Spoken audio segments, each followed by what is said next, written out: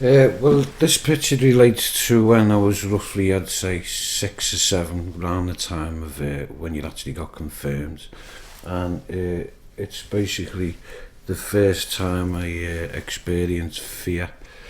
It was a time when my dad was a lorry driver, and on a Friday night he'd always go for a pint before he come home.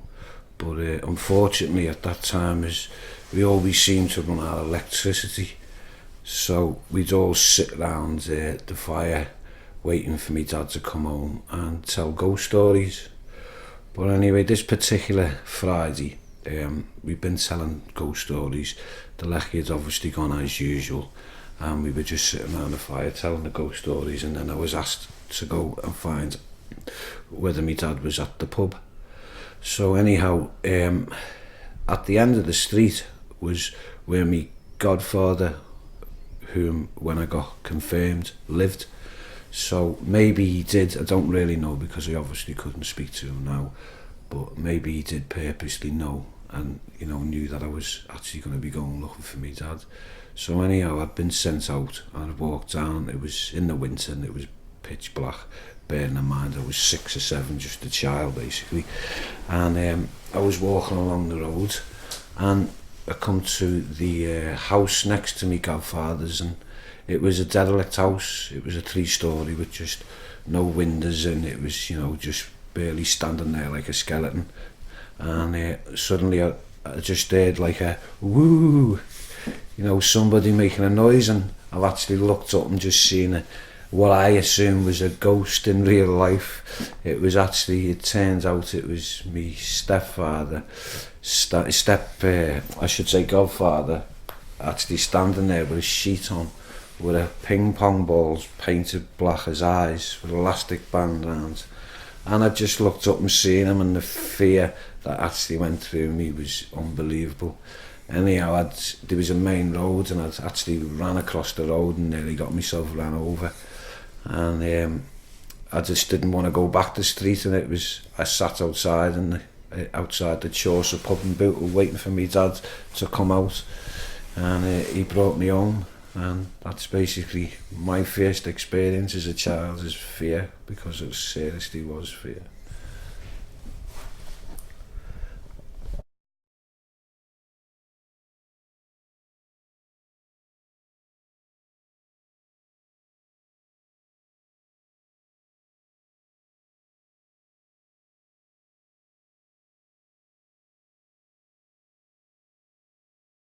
Well, we going back a long time ago. This photo reminds me when I was grow up. I was grow up in Africa in the late '60s, start '70s. And my parents they had a house there because my father was working there. And on the spare times, I used to play football on the back of the house. And there was a lot of bushes in trees and all that. And we used to play football, me and my neighbors and all that. And that just brings my memories back all about the bushes, the football games we used to have, my friends in that time. So in certain way, it's just a part of my life that brings my memories back right now. Okay.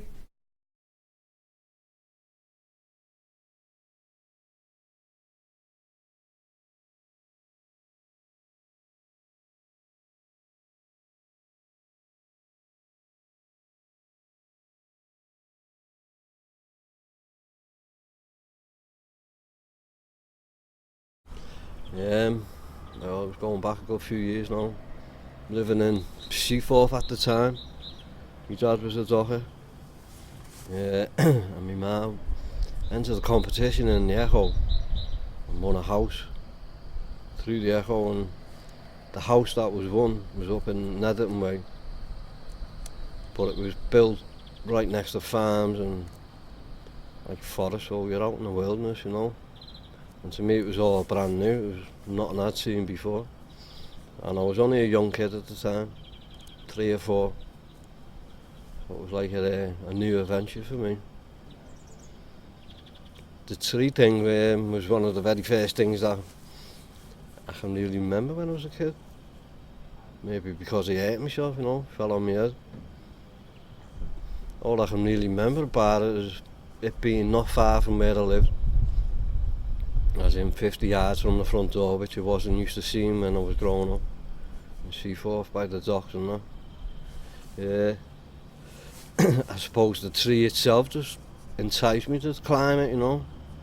Not that I was a tree climber or nothing, but so I climbed the thing anyway and got so far and realised that I couldn't climb down, you know.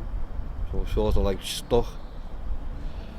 And I got a bit of a fear factor then, you know, being stuck up a tree, only 4 years of age and that. A high tree as well. Yeah. And I think I tried to I tried to climb down myself, but failed. One of the branches went on me. I was wrapped around a thicker branch, but I couldn't hold myself.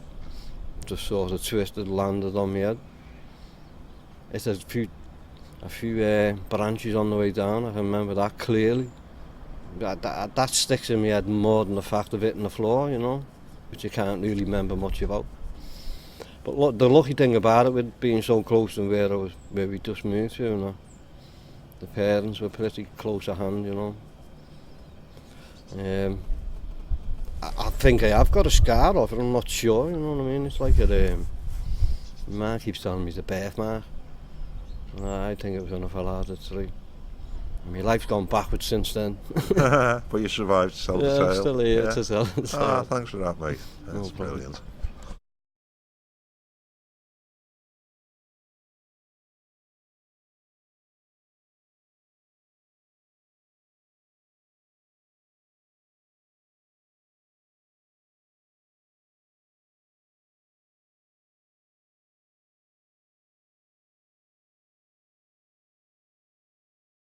Okay, Mark, what does this photograph mean to you? Adrian, this photograph means to me, it takes me back to when I was a kid, type of thing, or just coming out of school. I came out of school like with a famous lot of qualifications called unclassifieds. So we had to go to further education, which meant me going to a place called Central College in Clarence Street. Being a bit of a numbskull, I met a few mates and stuff like this who were also classified as numbskulls, but we all got together, tried to learn as many big words as we could, and ended up sort of educating each other into the ways of life type of thing, which still stands there today. The place we spent a lot of time was facing Central College, which at the time was at I wouldn't say it was a cafe, it was actually a room which led into the back, which was a bar type of thing, which was a bar which had a car light as its light, and they used to serve a drink called Lion Lager type of thing, which, you know, we all had we were partial to a taste of type of thing. At that period we used to play five-a-side in the institute, and we got educated into a lot of things through the teachers. A fella called Bob Waring, who I think is a Labour MP now, type of thing, or he's just retiring. We met a lot of people, the teachers intermingled, and we had a football team, but we used to spend a lot of time in the Offenbrow house as well, which at that time was famous for ladies who sort of take the clothes off and what have you. And a famous one called Shandy, who were all petrified of, because she used to come over and maybe ask you to take a bra off, and we used to get the shakes and we couldn't get it off. But it was a time of joyousness. The lads used to play football, and even though we staggered most of the time, it was a great period of love and laughter, which still lasts to this day. Thanks very much.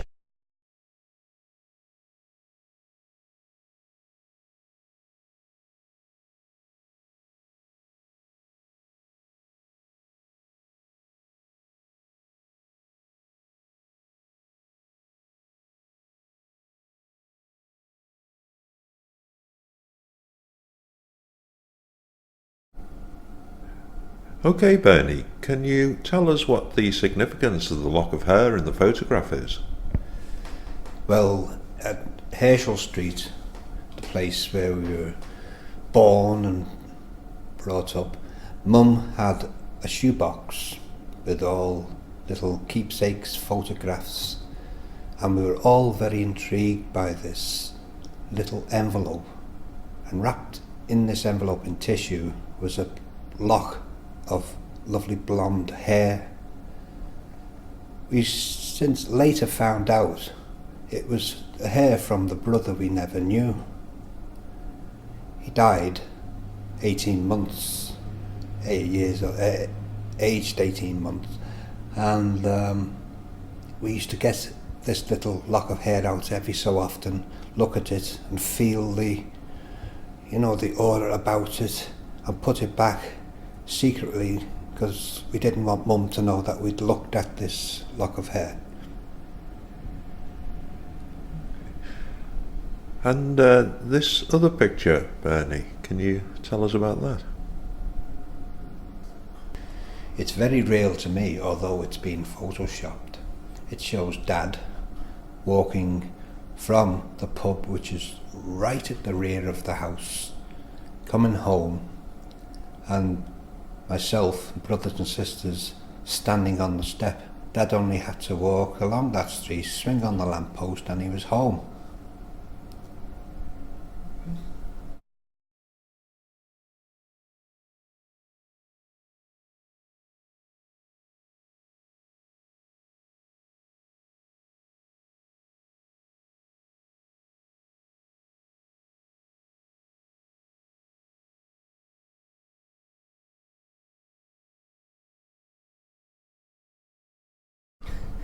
Right, of a Friday, Mum used to go to the bank and get her money out for the week. On the way back home, she'd stop at the cream cake shop to get a treat for Dad for after his tea. Every week, without fail, I'd kick up a fuss about wanting a cream cake. Every week she'd say, "You're not having a cream cake because you don't like them." It got to the point where the shop assistants used to hide if I came into the shop, because I'd kick and I'd scream and I'd shout, and every week Mum would say, "No, you don't like cream cakes." It got to one Friday when she'd obviously had enough, and we got to the cake shop and the assistants were hiding out back as usual, and I kicked up a fuss. "I want a cream cake, I want a cream cake." So Mum said, "Right, you can have a cream cake, but you'd better eat it." So we get the cream cake, goes on home, and Mum sits me in the high chair, gives me this cream cake I've screamed for years, and I turned round to her and said, "No, Mum, I don't like." So she said, "Right," and she picked up the cream cake and rubbed it in my face. The following Friday, we go to the bank to get her money out for the week, back to the cake shop. The assistants are hiding in the back. Mum takes me into the shop, and I didn't say boo to a goose. I was as quiet as anything, and the assistants looked at me and said, "What did you do to her?" And Mum said, "I told her if she didn't eat it, she'd wear it." And she did, and they were amazed at the difference in me.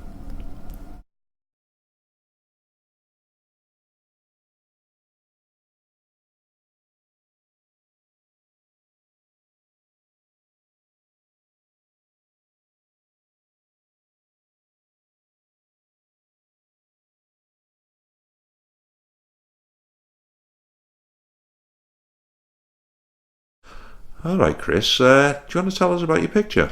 Yeah, it was when I was coming out of it, when I used to work for community industry up by top of Henshaw Street. I used to work there for years. I was community industry, I was doing gardening there, and just finished there have a Friday night street the paper and all that. I enjoyed it though. It was about 21 years ago. 21 years ago I worked there, and it was good life. That's how I got to know about gardening. That it was like YTS. It was youth training scheme. So I enjoyed doing it.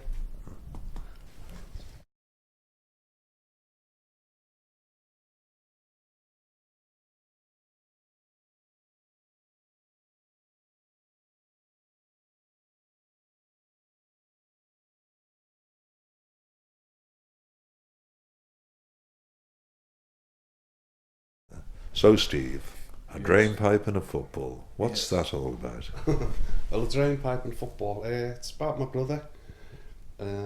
I used to play football for Thames TV, and my brother played football for Thames TV, and through that there was a tour to go to Scotland to play all the regional teams like Granada and Scottish TV and all that. It was a weekend in Stirling.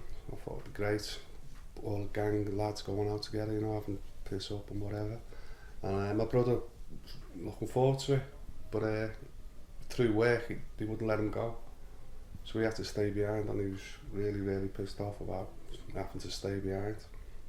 So we went there and had a great time.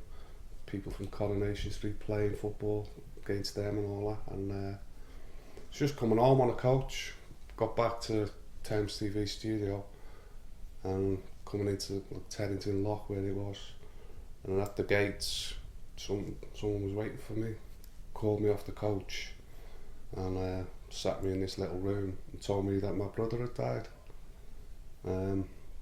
He fell off. He used to work in a pub. He was a chef.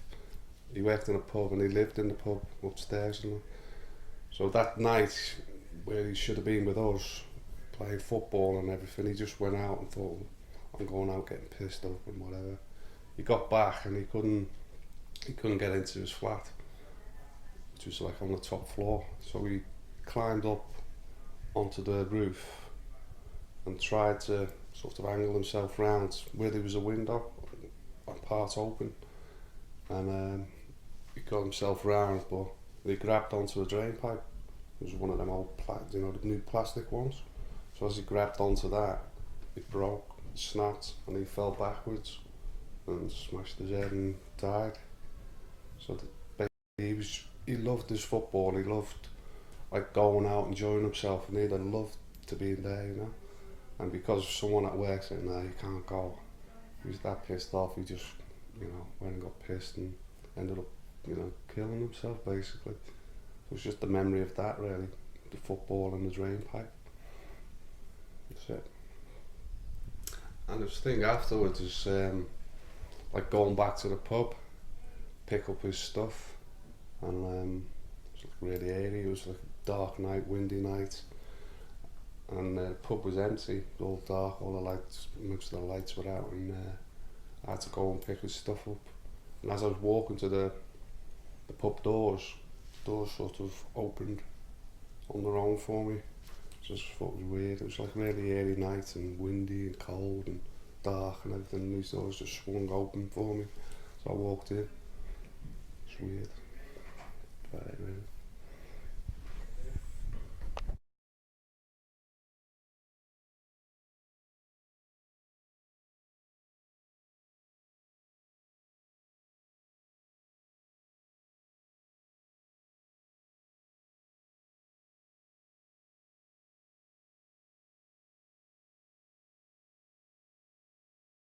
What was it like as a 3-year-old growing up in this place, miles from anywhere, as it must have seemed, coming from Liverpool, to be suddenly finding yourself in this relatively small place up in the north of Scotland?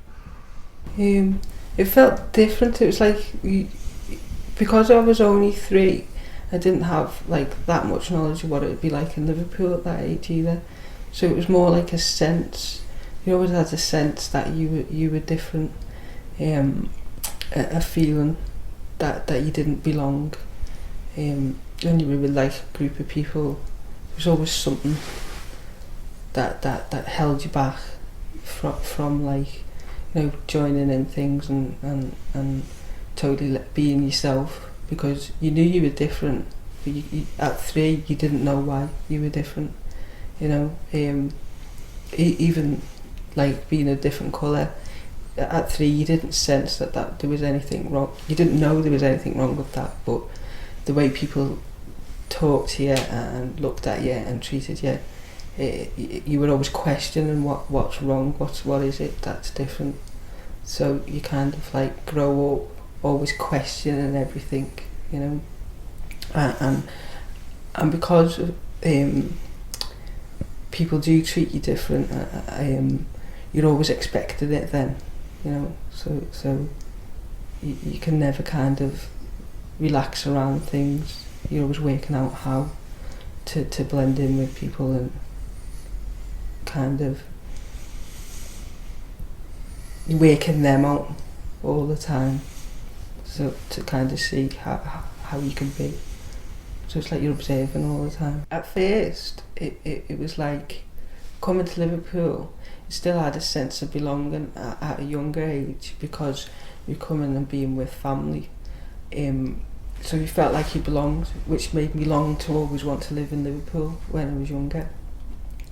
I also had a little bit of Liverpool with me in Scotland because I had my family, and there was a few of us. So I had a sense of Liverpool even when I wasn't there, and when they were together, it was like being around people, being in Liverpool.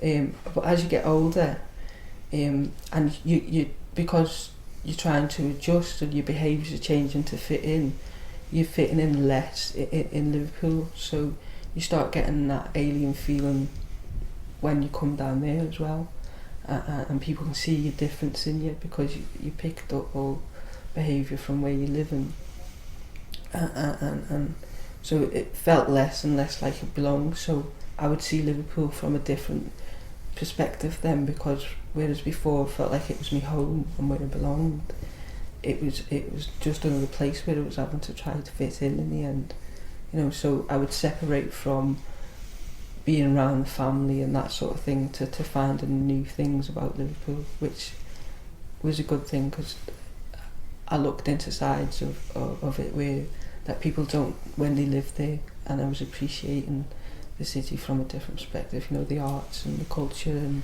the multicultural thing, because I had two families in Liverpool as well. So I had the side of my family where my dad was from Trinidad, and there was culture and there was the food and the music and stuff, and then there was a side that was traditionally Liverpool. So I was getting to see everything from all different perspectives.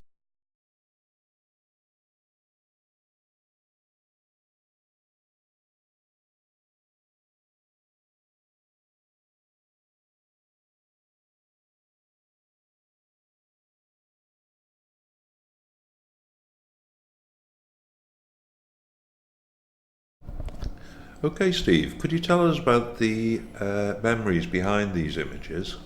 Well, the idea for the images came from my father, or my memory of my father, who died about 6 years ago. I now live in New Brighton on the front, right over the River Mersey. My father had a great love for the River Mersey, but he never actually saw where I lived. And the idea came, he also left me, or the only thing I've got that was his possession, were a pair of binoculars. And I often use the binoculars to look out over the river. And obviously it reminds me of my father. And he never actually saw where I lived, and he would have loved it. So the idea was to create a landscape that included my father. So and also explore the idea of memory, because my memories of my father are obviously of the times I spent with him, but more recently it's about photographs and about objects, and we do have a tendency, I realise, to actually form our own memories, and then when we question them, whether they are actually true or not in the sort of a real sense, we tend to edit stuff and edit out the stuff that we don't want to remember, and I think to a certain degree we idealise. So that was the idea of this concept of placing a picture of my father, and I've got a picture of him on a beach, and then placing items around there that have memories for me of my dad, and then placing them on the landscape of the beach at New Brighton, which incidentally is actually not a true picture because it's a composite of a lot of shots. So and I quite like the idea that this place doesn't really exist, because to a certain extent our memories are something we've made up ourselves.